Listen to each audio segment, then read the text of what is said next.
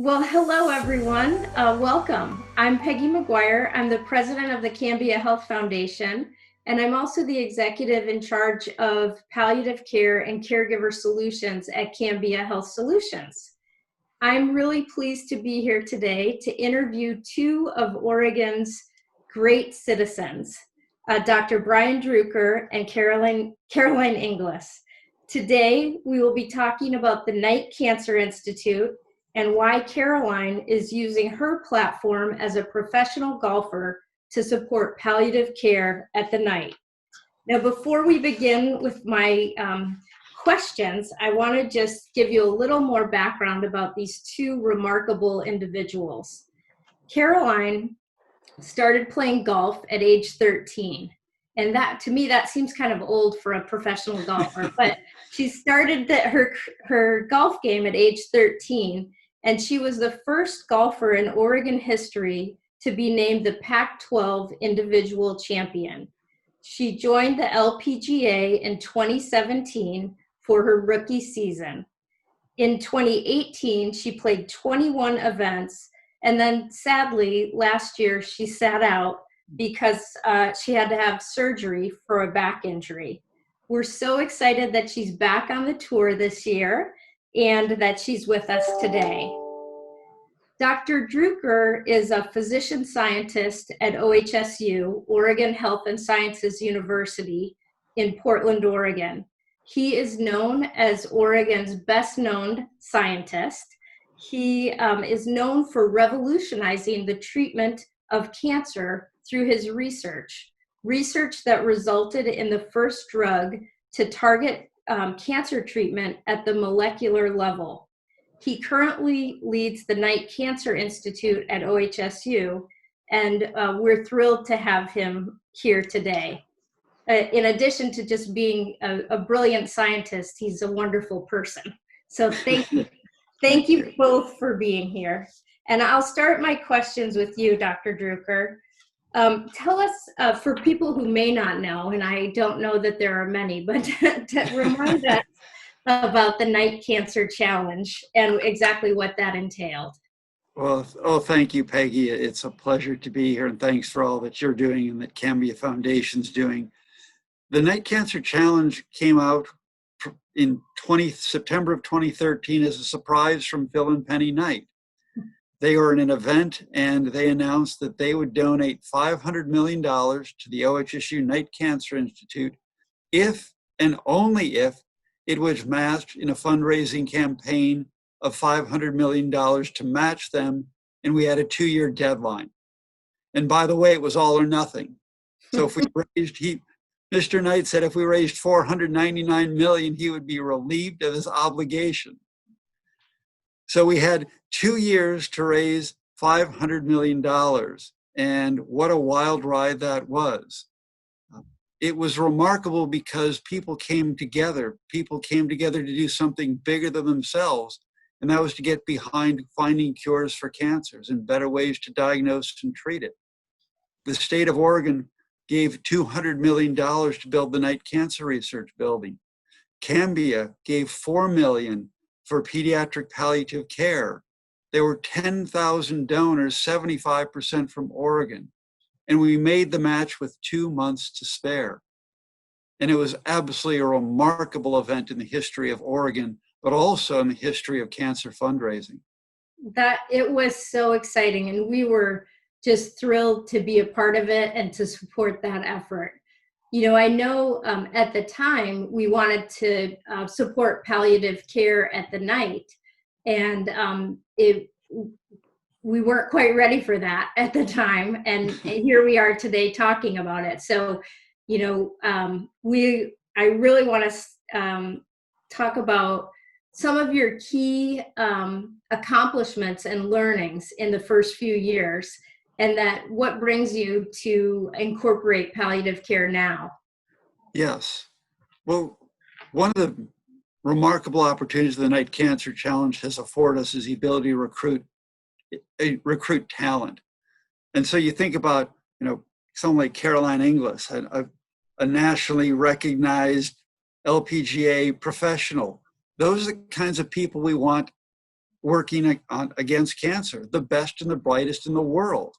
And we brought a team of individuals here to work on problems like detecting cancer earlier when it's more treatable and more curable, deploying better therapies for people with advanced cancer that are in desperate need of better treatments and better outcomes. But we also recognize that we had an opportunity to think about how do we manage cancer better throughout the journey, from diagnosis to end of life, and making sure that when I meet with patients, the first thing they talk about when they think about treatment is, I'm going to be sick, I'm going to have nausea, I'm going to lose my hair, I'm going to be able to do anything, and I may die anyway. And so that's not what we want the journey to be like. We want it to be, we can manage all these side effects and we can lead to a good outcome. And to do that, we need to incorporate palliative care and symptom management from the day somebody's diagnosed through survivorship. And also, if it's an unfortunate outcome, we're also there to help support a patient through that end of life journey. One of the people we've been fortunate to recruit is Dr. Jason Webb to lead the palliative care across all of OHSU, but near and dear to my heart, he has a focus on leukemia. So we're incorporating him right away into our leukemia program, again, from diagnosis through an entire patient's entire journey. And so we're grateful to the support from the Night Cancer Challenge to be able to recruit such talent across the entire spectrum of cancer, including palliative care. Yeah, congratulations on recruiting such a talent, and I'm so excited to work with him.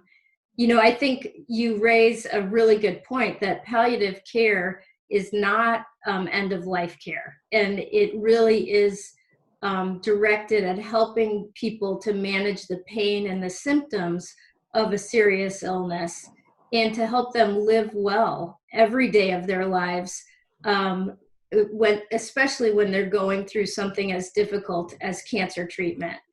And it's really important to that journey, regardless of the outcome of the journey.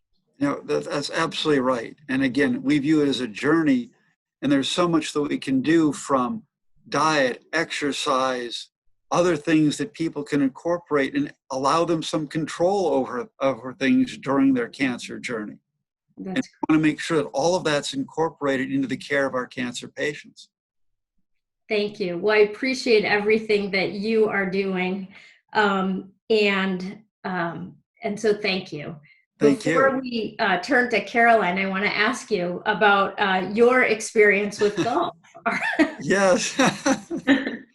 Well, first I'll start by I have fond memories of golfing as a teenager. My father, I grew up in Minnesota, and my father worked for a 3M company, and they had their own golf course. And during the summers, he'd take me out to work, drop me off at the golf course, and pick me up at the end of the day. So I spent most of my summers on a golf course, but I was the best I got to was, I think, about a 16, 17 handicapper, and that was playing every day. So people that play golf with me today will remark, it's nice to see you're good at something, but it's nice that you're not spending all your time on a golf course. I love getting out. I love walking around, spending time with friends, but I would never compete because it's just not what I do well. Fortunately, I have found my passion in something else, and that's curing cancer. Well, thank you. We're all fortunate that you have that passion. Thank you. Thank you. And now, Caroline, you certainly do have a talent for golf. And so I want to ask you, how did you get started in the game of golf? Yeah, so I actually hated golf until I was about 12, 13. My dad and my brother got me into golf. They were big golf fanatics and were always playing. And one summer, I think it was the summer before 7th or 8th grade, my parents had me do a summer junior golf clinic, like every Monday for the whole summer. And I, reluctantly went and realized, wow, I'm really good at this. And I really like how fast you can improve. Golf is one of those games where you can just, practice a lot and get really good quickly. So the competitive, part of me really thrived. And I absolutely fell in love, and the rest is history. That's funny that you say golf is one of those games where you can practice a lot and get really good, because I feel like I know people who practice their whole lives and never quite get really good. But I think I meant at the beginning, like you can improve quickly. Yes, but yeah, I see what you're saying. tell us more about your dad. Yeah, so my dad, who introduced me to golf, and when I was, I was a freshman in college. Actually, when I was in high school, before my junior year, my dad was actually diagnosed with leukemia.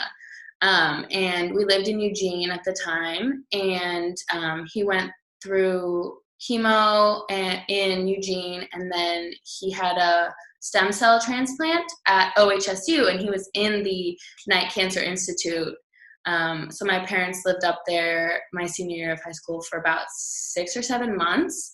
And he had a palliative care team as well. So it's really near and dear to my heart because, it helped my family so much throughout the journey.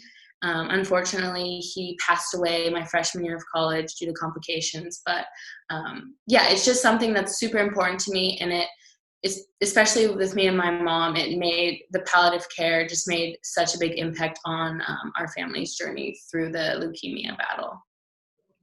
Thank you for sharing that, and I'm sorry about your loss. My dad died of cancer too when I was 23, and he did not have palliative care.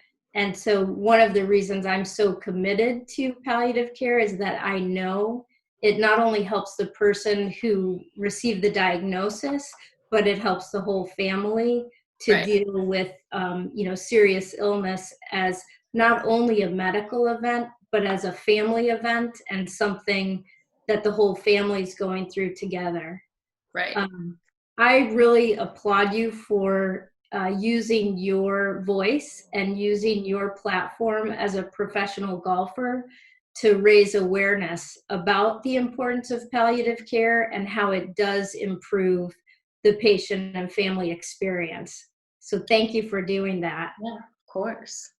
Tell us a little bit about how you plan to support palliative care at the Night Cancer Institute. Yeah, so I'm super excited this year. This LPGA season is about to start in about a week and a half, and this season I am going to do a birdie challenge. So for every birdie that I make this season, I'm donating $10, and Cambia is donating $250 and matching that. I think it's just a great way to not only educate people on what palliative care is, but raise money and just get some awareness going. That's great. So tell us, how many birdies do you anticipate you'll get during a season? The more the better, obviously, because that would make us playing really good. We all want that. Yes, it would benefit everyone, right? So this year is a little bit funky because we don't know how many events we're going to play in. Normally we would play 30, but this year it's half of that or even less. So it's kind of up in the air. I know in 2018, I played 21 events and made like almost 250 birdies, I want to say. So we'll see. Hopefully I'll make as many as I possibly can. How can people follow you? If people are interested in seeing your progress on the tour and whether we're raising funds for the night, how can we follow you? On the LPGA app, on the internet or the app, you can follow the LPGA and look up my scores. Or you can follow me on social media, on Twitter and Instagram. I'm thinking as well to do like a link in my Instagram bio where people can join in and donate as well, because I've had a lot of family members who have said, I want to donate and I want to help out and participate in that. So I think it would be great if we can get even more people donating as well.